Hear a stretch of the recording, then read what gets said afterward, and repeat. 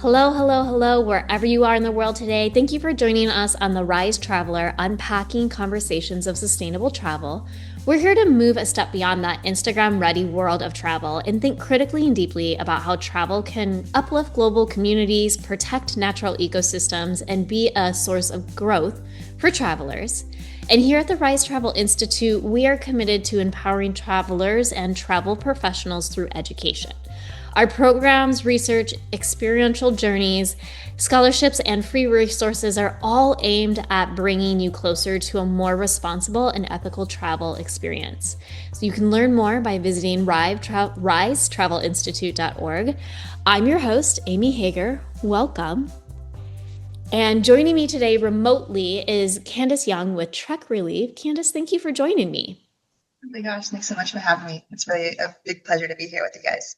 Well, I'm excited to dive in today, and I think we're going to play around with this theme of travel with purpose. But before we really get into that, tell us a little bit more about Trek Relief, what you all do, and what how you're supporting, I'm going to say, the world.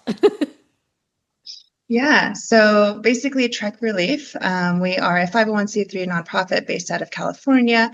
And what we do is we partner adventure travel with projects with the community. And so basically, it's arose, I mean, the foundations came from the earthquake after Nepal, in Nepal in 2015. There was a lot of devastation. I walked through some Himalayan villages that were really destroyed, saw how much need there was there and people asking for help, especially from tourists. Yeah. And so then organized a fundraiser to help bring funds into that village to help the survivors rebuild their livelihoods. Mm. So combining a little bit of adventure travel, but with something that's really meaningful and asked for by the communities, so that can help them get back on their feet in moments of need. And I think asked for by the communities is such a great way of phrasing that. And so I'm kind of curious, and maybe that's where we can start today is when you co-create with local communities, what does that look like in practice, not just in theory? Like, kind of unpack that for us. Yeah, so that's actually something really a great question because one thing that we have to stay away from, especially when we're talking about like ethical travel and not imposing maybe Western ideologies into a foreign Right. culture, is this idea of like this white savior complex. Because it could be very easy to like go into a new land and be like, why are they doing like this? Yeah. This could be done better. Oh, I saw this done over there like this. And also, why aren't they using these materials? And like, it's very easy to bring our own ideology into a new place that we don't fully, that we just literally just got there and we're like, why? And Yeah. those are very natural questions to come up. And I think that's great to have that curiosity, but it can be quite dangerous to be like, but this is better. And why aren't you guys doing it like Right. this? Yeah. And I think these are all valid thoughts, but also it's really important what kind of attitude you're bringing to the table when we're trying to like collaborate with communities. So number one, it's really important to first observe and then also listen for what the actual requests are. Mm, Instead of like, oh, you want this, but this is the best solution, right? So I yeah. think it's really be really careful about that. I think that's smart. And really, that listening and having a conversation that also creates the learning experience for you. And I think it's so interesting as a traveler, and especially if you are volunteering in some of these relief areas, to learn a different way of building something or going about something. And so when a traveler is thinking that something may be helpful when they visit a community, but it isn't, is there things that really jump out to you that some of us assume? Right, about what's being helpful or not. Yeah.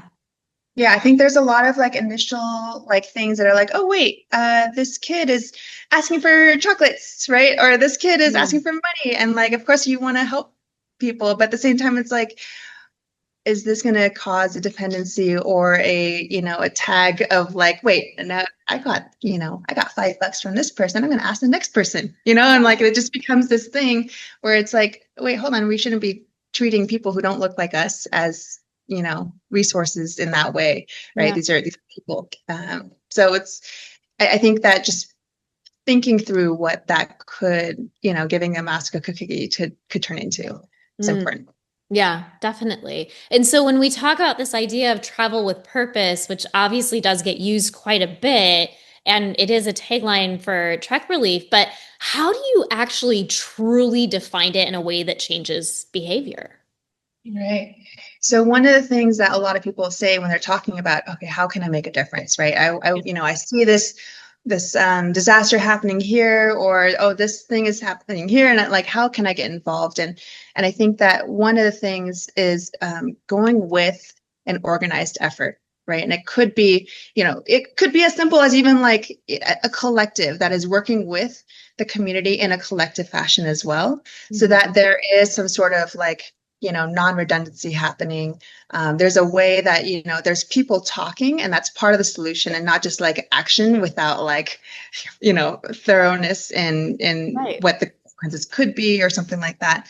So, working together with a group so that not only are your efforts pooled so that your impact can be greater, resources that you might be bringing are also pooled so you can do something bigger.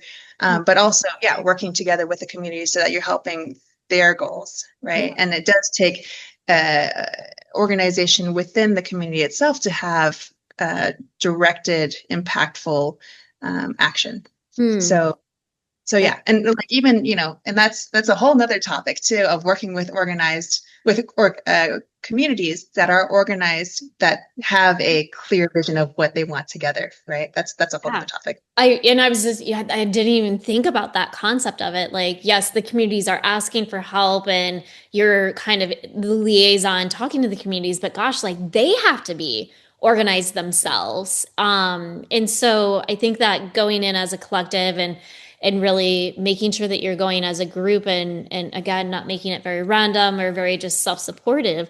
So when someone does join one of your trips, what do you really hope that they feel or walk away with that maybe they didn't expect? Because I think sometimes we do these volunteer opportunities and we're expecting obviously to help the community.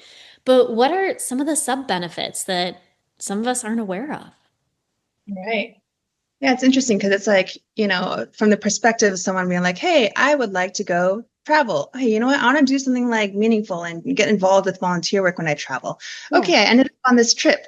Oh, wait, hold on. I ended up doing stuff and being somewhere that I never thought I would be. And I just ended up in this situation where I got to like, see with a family for 4 days and really get to see, oh my gosh, wow, this living experience is very different from my living experience at home.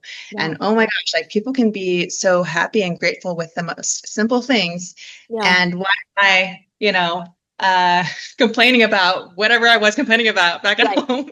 Yeah. And and those are like, and especially like places like Nepal, where it is very different, right? The different like kinds of lifestyles that you can have. Like, I mean, you could say I'm going to trip to Europe, and like, there's like places that are more similar to maybe our home lifestyles. But when Right. you go to somewhere that's super different culturally, standard of living, that kind of thing, it really makes you come back to your home place and be like, what just happened? And what is all Yeah. this? And why do I need all this? And like, what was the point of all? So it's something like that. It's really hard to not go to Nepal and to go to Nepal and not feel these feelings or have these thoughts. Right, right. And I think, you kind of started to talk to us a little bit. So I want to go down this path a little bit of, what are some ethical red flags that travelers can really watch for when choosing their impact or their volunteer experience? Is there anything that you're looking for when you're bringing volunteers and really organizing trips?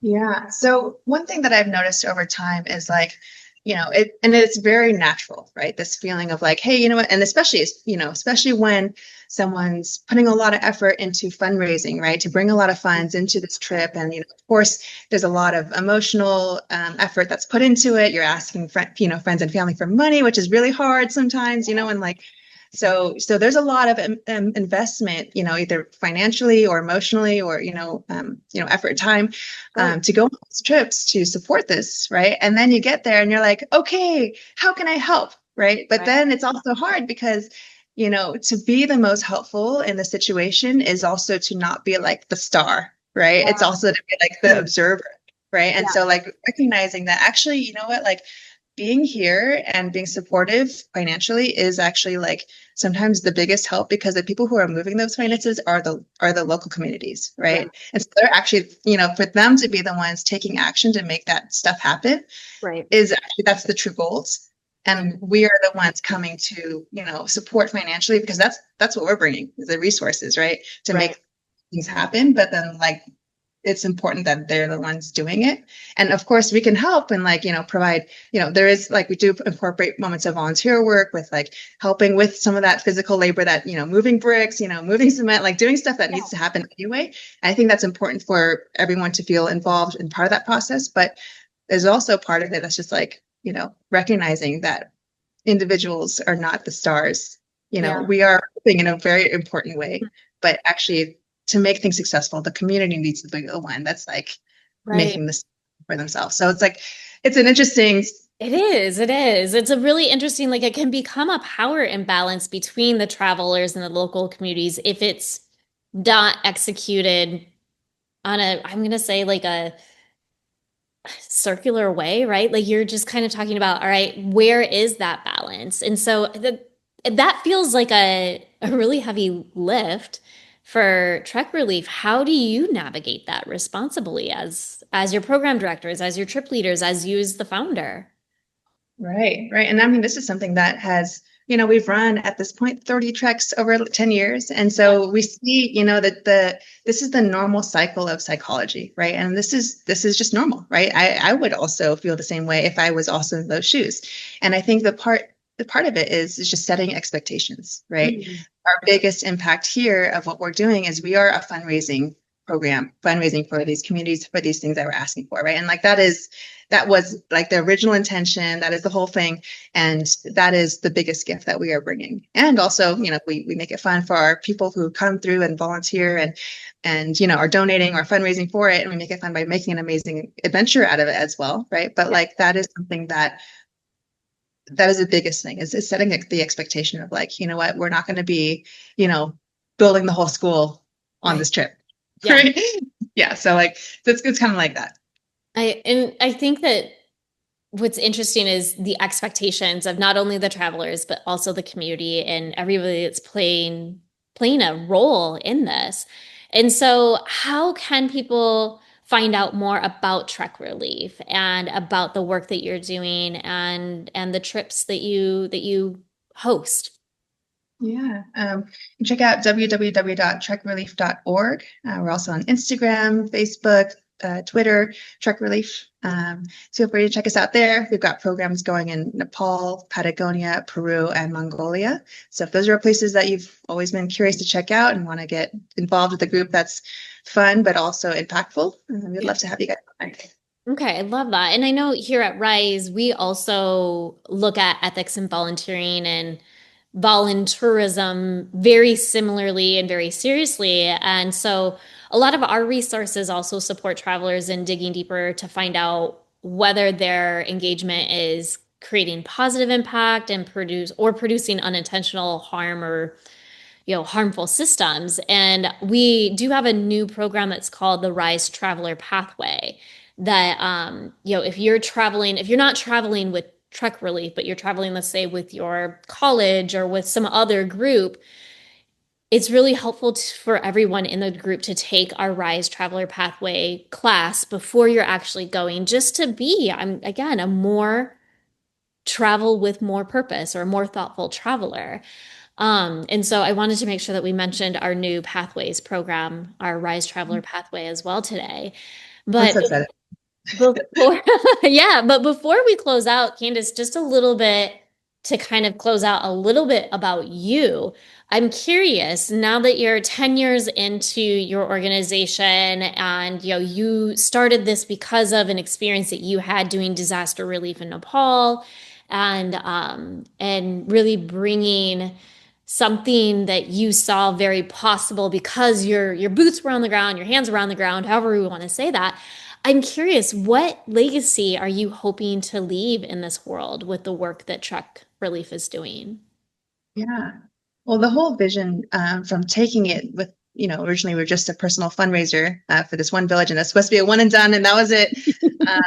But, after seeing that we were able to raise $50,000 through this fundraising model that we created, and we're like, you know what? Actually, like I could see this model being applied to any cause anywhere, right? There's people Mm-hmm. who want to travel, people who want to do adventure, but also they're looking for meaning and purpose in their lives. Like, I think with a little bit of organization, we can make this happen. And so our vision was to make it as easy as possible for other people to do what I did, which is combine adventure travel with something meaningful with communities to help them create the projects that they want to make happen. And so that's basically what our vision for this next decade with Trek Relief is to support people who are looking for their golden path in life to come and check us out. And we are providing training materials for people to step up as trip leaders and maybe even program creators one day. We'd love to have that butterfly effect happening. That's our vision and goal. I love that. Well, I'm so excited that you were able to kind of come on today, talk a little bit more about what you're doing at Trek Relief, but also really share some of the deep value alignment that we have as two separate organizations. And yeah, so thank you. Thank you so much for joining us. Yeah, thank you so much, Amy. And I'm looking forward to continuing the conversation because Rise and Trek Relief are like, yeah, we're like peas in the pod. I So, know, definitely, definitely. Well, that does bring us to an end of our journey today. And if you like what you've heard and you want to hear more, please subscribe, like, or comment. And you can always follow us on Facebook or Instagram at Rise Travel Institute. But just remember, here at Rise Travel Institute, we do believe conscious travel can help create a more just and equitable world. So if you're a college student planning a study abroad trip, or a tourism professional who wants to create a more equitable and inclusive industry, or really, to be honest, anyone who's currently traveling the world and wants to understand how to travel in a just and sustainable way, I really encourage you to go on over to risetravelinstitute.org for more information on our educational programs. And we'll be back with another episode soon. But until then, keep roaming, keep learning, and continue to be a Rise Traveler. Bye-bye.